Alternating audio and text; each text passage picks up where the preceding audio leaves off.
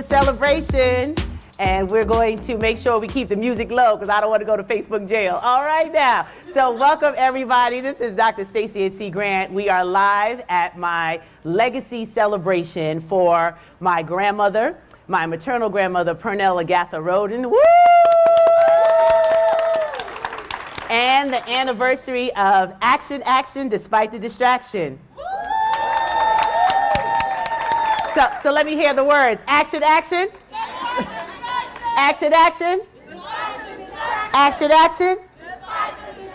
Oh my goodness. So I am first going to thank God for just the blessing of today. Today is Grandma's birthday in heaven, and that's why it was important for me to do this today, August 17, 2017. She left us on December 15, 2015. So she was 98 years old when she left this world. Yes, give Grandma a round of applause.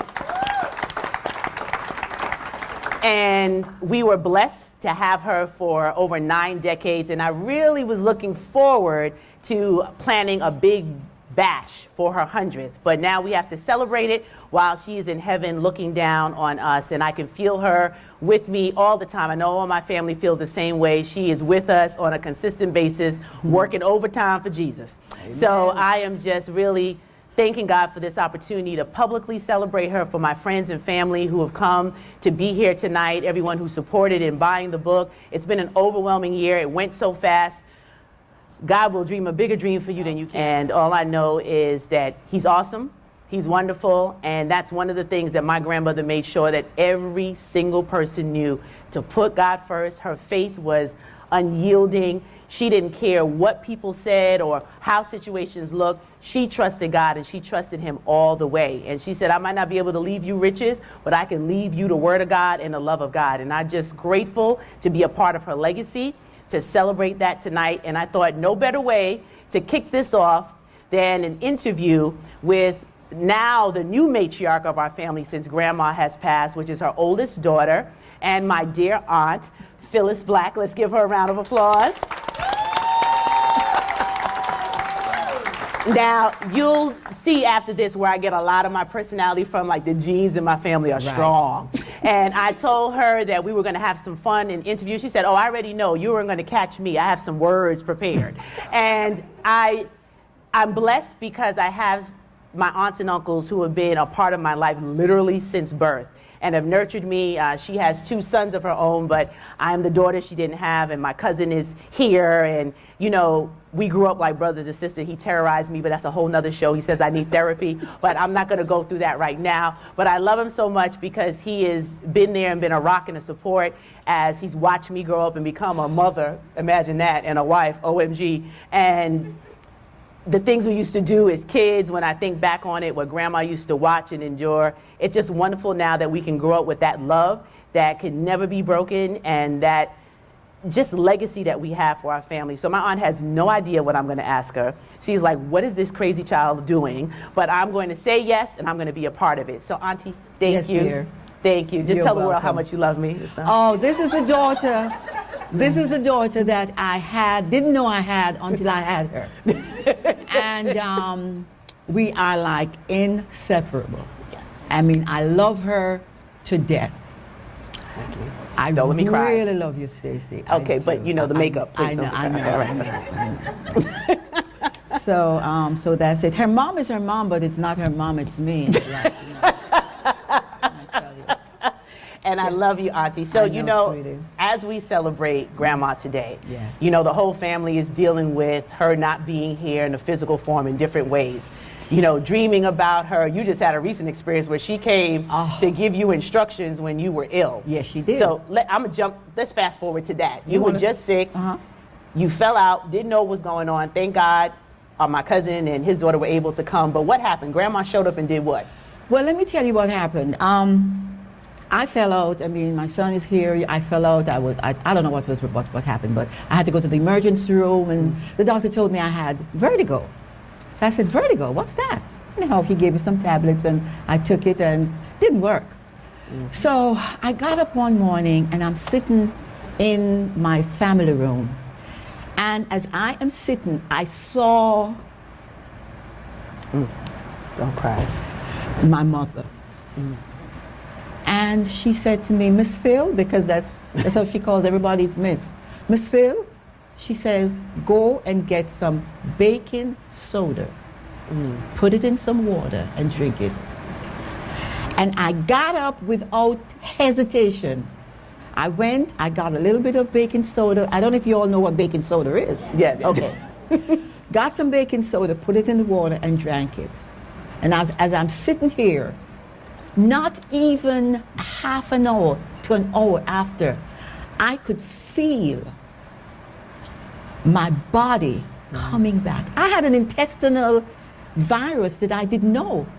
And my mother told me what to drink, and I drank it. And from that day until today, I'm fine. And this was just this past And this week. was, when Today is Thursday. Today's Thursday. This was Last Wednesday. Wednesday. Fine. Fine. See, Grandma's So still she working. is, she's there.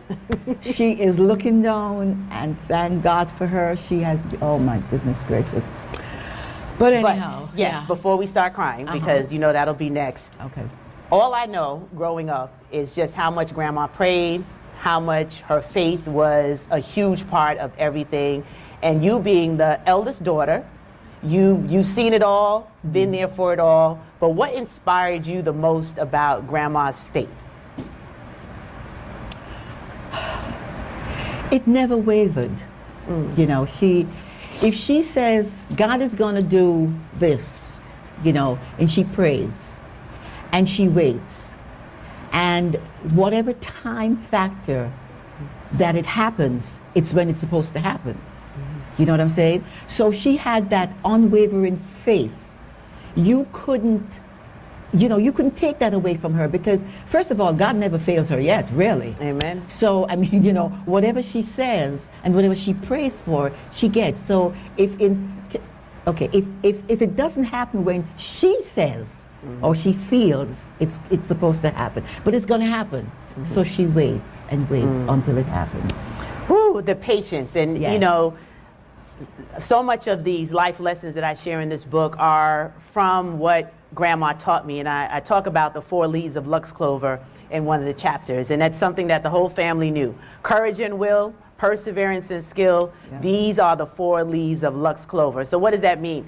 That luck doesn't happen. You have to create it. And it's through that courage, the will, the perseverance and skill that I didn't know how powerful it was when I heard it as a child.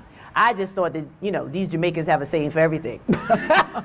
No matter what it was, if it wasn't my grandfather telling us about the kids who didn't have food in Africa, or pig asking mama why your mouth so long, you know. So all of you who are American translation, the pig asked its mother why its mouth was so long, and he said to wait, and as you get older you'll understand. So all these little sayings that the Jamaicans know, I thought it was just Jamaicans on the planet that had a saying for everything, but they have so much meaning now. And to be able to have this as the foundation and the cornerstone of my platform, and to know what that courage is, because Grandma went through a lot. She did. And that's why it's so important, not only for me, but for our family, to be able to understand just how rich this legacy is and how many sacrifices are made so that we could be the beneficiaries of the very dreams that our foremothers and our forefathers have had. So, Aunt P, Yes, my dear. you have watched me grow up. You've seen all of the nieces, nephews, everyone. And what do you see? What pieces of Grandma do you see in us as you sit back now in your new role as the matriarch of the family? Doesn't she look great? I won't tell you her age unless she wants you to know it. But, but we have some longevity in this family. I pray some of it comes on me so that I can look the same. I'll just say you're post 70. Hello, somebody. And proud of it. And proud of it. Proud of it, yes. So what have you seen in your nieces and nephew that inspires you that Grandma's legacy will continue to live on? Perseverance. If you say you're going to do something, you know, you're going to do it. You know, a lot of the nieces that I have not really been around, but like you and Daniel and stuff, we are strong people, you know. Sometimes we're so strong that our partners have problems. You don't say. Andrew, am I that strong, boo? That's my baby daddy. Because they really think that, well, I'm the man and I'm supposed to. Yes, they're supposed to, but they need us. They need us. Because, some men, no, seriously, some men, they're men and, they're supposed to be men. But if you, as a woman, show them that I have your back, I really have your back, it makes them do better in a lot of cases. Some of them will run away, but what can I say? Well, the good ones know. Yes. And thank God I got a good one. Y'all clap for my husband, y'all. Hey. Amen. Yeah. But that is perseverance. We are stubborn women. I'll just go ahead and say it. And but stubborn with a cause, right? My grandmother didn't back down from anything. Nope. And it was my other aunt, as we were traveling, she might even be watching on Facebook, my Aunt Doreen, telling me as we were going to get grandma prepared at the funeral home about the first house. I didn't even know the story about the first house, that she went into the bank for a loan with my grandfather, and the people looked at my grandparents and said, well, you don't have the money to purchase this house. And my grandmother said, we're getting this loan. And my grandfather, if you knew who he was a very proud man. And he's sitting there and getting a little uneasy because the people are saying, come back when you save up some more money, and then you can get your home. And my grandmother said, we're not leaving here until we get a loan.